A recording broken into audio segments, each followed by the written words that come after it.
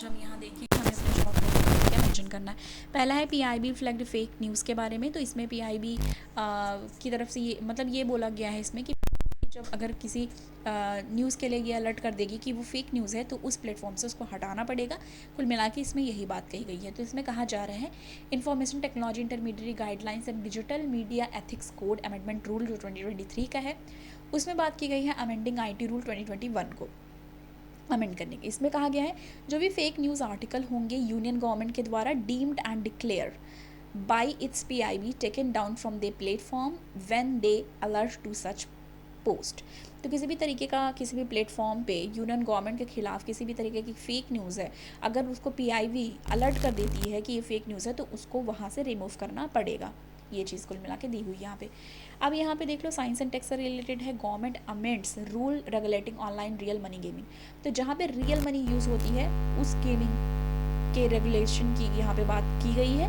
और इसमें ministry of information technology ने रिलीज़ किया है, ठीक है, release amendment to IT rule 2021। अब इसमें क्या कहा गया है, किस चीज़ के लिए इसको कहा जा रहा है अमेंड करने के लिए, to regulate online real money games. तो जो रियल मनी गेम्स है जहाँ पे रियल मनी यूज़ हो रही है उसको रेगुलेट करने की यहाँ पे बात की जा रही है। और यहाँ पे कहा जा रहा है where users have to risk money to pay, जहाँ पे रिस्क होता है उनके पैसे जा सकते हैं, मतलब एक तरीके से सट्टा जो होता है, गैम्बलिंग जो होती है, उससे रिलेटेड यहाँ पे बात की जा रही है।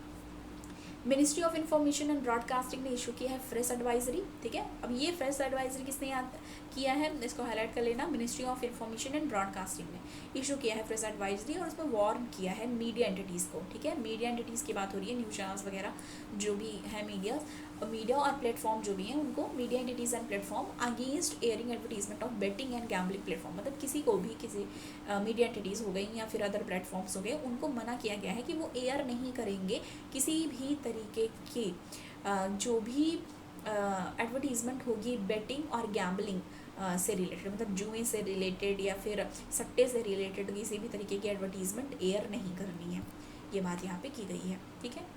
आईटी मिनिस्ट्री इंफॉर्मेशन टेक्नोलॉजी यही जो है intermediate guidelines and digital media platform amendment rule, उसमें ये चीज़ कहा गया है कि require real money gaming platform to register with in self regulatory body. तो मतलब ये कहा जा रहा है कि यहाँ पे क्या होगा, यहाँ पे रियल मनी गेमिंग प्लेटफॉर्म जो है उनको रजिस्टर करना होगा सेल्फ रेगुलेटरी बॉडी के साथ, ठीक है। और फिर उसके बाद ये डिटरमाइन किया जाएगा कि वेदर और not the game is permissible, क्या ये गेम को परमिशन देनी है या नहीं देनी है, परमिसेबल है कि नहीं है, ये वहाँ पे पहले डिसाइड होगा, फिर उसके बाद फर्दर जो प्रोसीजर होगा वो किया जाएगा। ये भी साइंस एंड टेक से रिलेटेड है, इंडिया स्पेस पॉलिसी 2023। तो न्यू इंडियन स्पेस पॉलिसी 2023 है, उससे रिलेटेड हमें देखना है GS paper 3 science and tech से रिलेटेड। इसमें कहा गया है approved by cabinet committee on security. तो ये अप्रूव किया गया cabinet committee on security and delineate role, किसके रोल और रिस्पॉन्सिबिलिटी की बात की जा रही है, इसरो के, जैसे कि space sector, PSU, NSIL etcetera जो हैं उनके जो कैबिनेट कमेटी है उसने अप्रूव किया है सिक्योरिटी और डेलिनिएट रोल जो है और रिस्पॉन्सिबिलिटी है उसको लेके। Policy will allow private sector to take part in Indian to end space activity. आपको ये याद रखना है कि जो इंडियन स्पेस पॉलिसी 2023 है उसमें ये पॉलिसी में अलाउ किया गया है, पॉलिसी विल अलाउ तो वो ये अलाउ करा जाएगा कि जो प्राइवेट सेक्टर है वो भी पार्ट ले पाएंगे जो भी स्पेस एक्टिविटीज़ होंगी उसमें। और इसमें क्या क्या होगा, बिल्डिंग सैटेलाइट, ठीक है, चाहे सैटेलाइट बिल्ड करना, रॉकेट लॉन्च करना, व्हीकल डेटा कलेक्शन, ये सारी चीज़ें इसमें इंक्लूडेड होंगी। इसरो चेयरमैन जो हैं एस सोमनाथ, ठीक है, जो इसरो के चेयरमैन हैं सोमनाथ जी, उन्होंने क्या कहा है कि जो फोकस है वो किस चीज़ पर रखा गया है, to increase participation of private player in sector, कि मतलब इंक्रीज करना पार्टिसिपेशन प्राइवेट सेक्टर का, प्राइवेट प्लेयर का इस सेक्टर में, ठीक है। तो प्राइवेट प्लेयर्स जो हैं, प्राइवेट एंटिटीज़ जो हैं, सेक्टर जो हैं, उनका पार्टिसिपेशन इस सेक्टर में बढ़ाना, स्पेस सेक्टर में उस पर फोकस किया गया है। और अभी नेक्स्ट हम देखेंगे media freedom and fair procedure की बात यहाँ पे की गई है।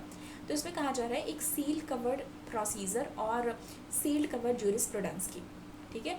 तो ये क्या होता है, तो इसमें क्या होता है कि सुप्रीम कोर्ट और ओकेजनली लेसर जो कोर्ट होती है वो इस तरह की मतलब यूज़ करती है प्रैक्टिस जिसमें रिक्वेस्टिंग और accepting information from government organisation, मतलब उसमें रिक्वेस्ट करते हैं, एक्सेप्ट करते हैं इन्फॉर्मेशन जो है गवर्नमेंट ऑर्गेनाइजेशन से, और उसमें क्या होता है एक सील इन्वलप होता है, और उसमें क्या होता है कि that are only accessible by the जज, तो उसको सिर्फ और सिर्फ जज तक एक्सेसिबल है, वो जज ही मतलब किसी और तक वो एक्सेसिबल नहीं हो पाएगा, वो सिर्फ जज तक ही सीमित रहेगा। इसकी बात यहाँ पे की गई है। सील कवर ज्यूरिस्प्रूडेंस या फिर सील कवर प्रोसीजर कहा जाता है इसको।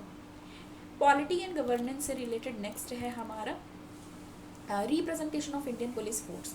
तो इसमें क्या बात की जा रही है, इंडियन जस्टिस रिपोर्ट 2022 जो कि रिलीज़ किया गया है टाटा ट्रस्ट के द्वारा। इसमें 4 कोर पिलर की बात की गई है जस्टिस सिस्टम की, जिसमें कौन कौन है, पुलिस है, प्रिजन्स है, जुडिशरी है और लीगल एड है, ठीक है। और या cross all 36 states and UT include करके बात की जा रही है, तो ये सोचो कि अरे 36 स्टेट हो गए, तो ये ध्यान रखना है आप। अब इसमें देखो कोलैबोरेटिव एफर्ट्स देखेंगे तो पार्टनरशिप इन्होंने की है दक्ष, विधि सेंटर फॉर लीगल पॉलिसी, 30 प्रयास एक्सेट्रा, इनके साथ कोलैबोरेटिव एफर्ट है, पार्टनरशिप की है। अब जिसकी पॉपुलेशन मोर देन 1 करोड़ है उसमें रैंक पे यूपी लेस पे आई है। यहाँ पे देखो पॉपुलेशन ओवर 10 मिलियन का देखा जाए तो तेलंगाना जो है उसमें टॉप रैंक में है और वेस्ट बंगाल लास्ट पे आई है। आज वाले न्यूज़पेपर में ये दिया हुआ है, पहले जो दिया था वो भी मैंने यहाँ पे नीचे लिख दिया है, पर आज वाले में सिर्फ ये बताया है कि पॉपुलेशन ओवर 10 मिलियन में तेलंगाना जो पुलिस है वो टॉप रैंक पे आई है और वेस्ट बंगाल लीस्ट पे आई है। अगर स्मॉल स्टेट की बात करेंगे तो टॉप सिक्किम है और उसके बाद त्रिपुरा एंड अरुणाचल और कर्नाटका जस्टिस डिलीवरी में टॉप पे आई है, ठीक है। जस्टिस डिलीवरी मतलब जस्टिस दिलाने में, जस्टिस डिलीवरी में कर्नाटका टॉप पे है, ठीक है। फिर है तमिलनाडु, तेलंगाना एंड ये कौन सा है यहाँ पे, तेलंगाना, तमिलनाडु, ठीक है, ये है यहाँ पे। और गोवा लोवेस्ट रैंक है 7th स्मॉल स्टेट में और पॉपुलेशन लेस देन 1 करोड़ में, ठीक है, गोवा है। रिकमेंडेशंस इसमें कुछ दी गई हैं वो देखेंगे। 24/7 लीगल गाइडेंस की बात की गई है पुलिस स्टेशन कोर्ट पे, पुलिस स्टेशन और कोर्ट में, ठीक है। इक्विप विद सीसीटीवी कैमरास, मतलब सीसीटीवी कैमराज से इक्विप करना, मतलब सीसीटीवी कैमराज होना वहाँ पे चेक करने के लिए किसी भी तरह के एब्यूज़ को।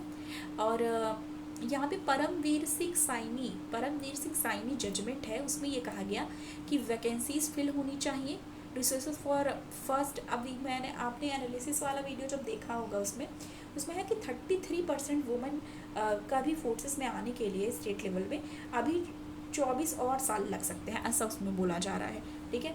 और फिर इसमें कहा गया है कि डाइवर्सिटी जो caste increase diversity of caste gender specially जो एबल्ड है, resources in all training facility, UTRC's guidelines 14 categories के लिए, तो ये सारी चीज़ें हैं यहाँ पे दी गई हैं जो हमने ऑलरेडी देख ली। तो ये सारी चीज़ें हैं जो हमको आज देखना था। मिलती हूँ आपको मैं नेक्स्ट वीडियो के साथ। Thanks for watching.